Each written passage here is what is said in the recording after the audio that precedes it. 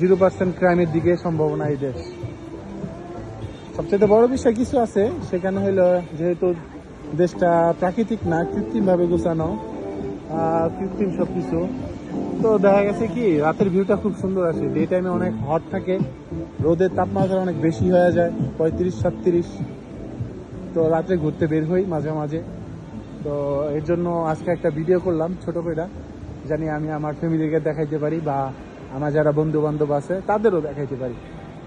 তো সিঙ্গাপুর আসলে কিছু জিনিস বিখ্যাত, সেগুলো হলো আপনার ব্যবসা বাণিজ্যর ক্ষেত্রে, ট্রাভেলের ক্ষেত্রে, চিকিৎসার ক্ষেত্রে, আর নিরাপত্তার ক্ষেত্রে তো অবশ্যই।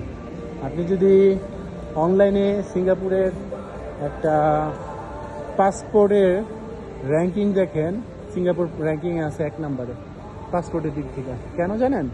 এর নিয়মকানুন, এর নিরাপত্তা এবং এর বিশেষত্ব, সৌন্দর্য, আকর্ষণ এবং গোছালো একটা শহর। খুবই সুন্দর। আপনি কোথাও ময়লা দেখতে পাবেন না। আপনি সারাদিন হাঁটবেন কিন্তু আপনি কোথাও কি কোনো ময়লা, প্লাস্টিক, কফ, স্যাপ এগুলা কিছুই পাইবেন না। তো এর জন্যই সিঙ্গাপুরটা খুবই সুন্দর। আর এই সব কিছু সম্ভব হয়েছে এই সিঙ্গাপুর রুলসের কারণে। সিঙ্গাপুরে আমি এখন যেখানে আছি সেটার নাম হলো সন্তোষাবে। এখানে পুরাটা একটা সাগরের উপরে আইল্যান্ড বানানো।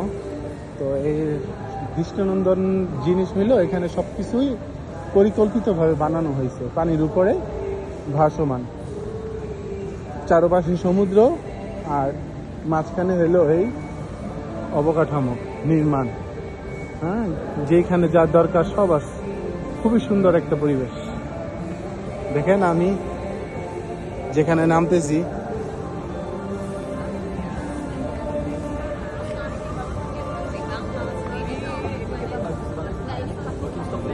তো অনেক কথাই বললাম, অনেক কিছু শেয়ার করলাম।